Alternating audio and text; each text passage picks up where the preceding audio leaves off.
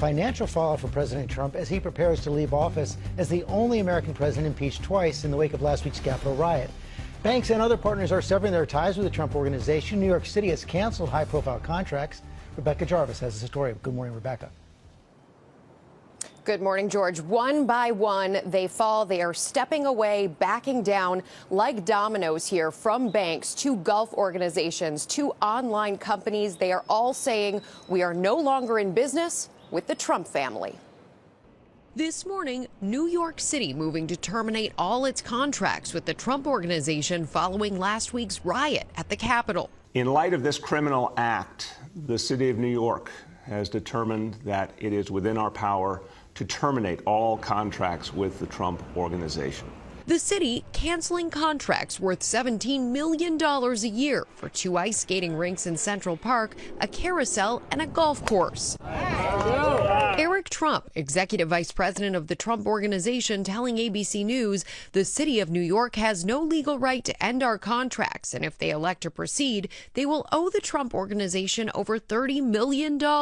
It's the latest in a string of blows to the Trump family's business empire. The PGA announcing it has canceled plans to host an upcoming championship at Trump's golf club. It has become clear that conducting the PGA Championship that Trump administered would be detrimental to the PGA of America brand. Even the president's bank reportedly severing ties. According to Bloomberg, Deutsche Bank has decided to stop working with him in the future.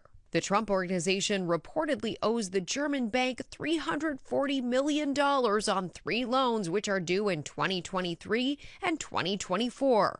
Trump putting his name on casinos, vodka, steaks, a failed airline, even a board game. Because it's not whether you win or lose, it's whether you win. Yes! The reality show The Apprentice, making him a household name and reportedly making him more than $400 million. You're fired. But after he was elected president, the nation divided, his name stripped from several hotels and condominiums in Manhattan.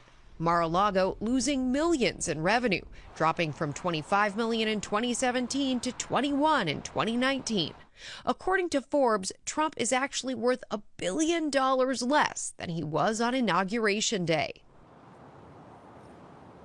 And if the Trump Organization can't find a way to reinstall some banking relationships or find new ones, this is the most costly question. George, if they can't make good on those loans, the banks could begin seizing assets like the hotels and the golf courses that the Trump family does still own, George. And Rebecca, the Trump Organization has had 9 lives, survived bankruptcy, survived lawsuits, but this time does feel different, getting under threat from so many different fronts. Yeah, that's right, George. This is the final straw for so many businesses that have frankly stood by his side through those bankruptcies. Banks that even after the Trump Organization, even after many of its businesses over the years have filed for bankruptcy, they have continued to come and back the president and his businesses. This appears to be the final straw, George.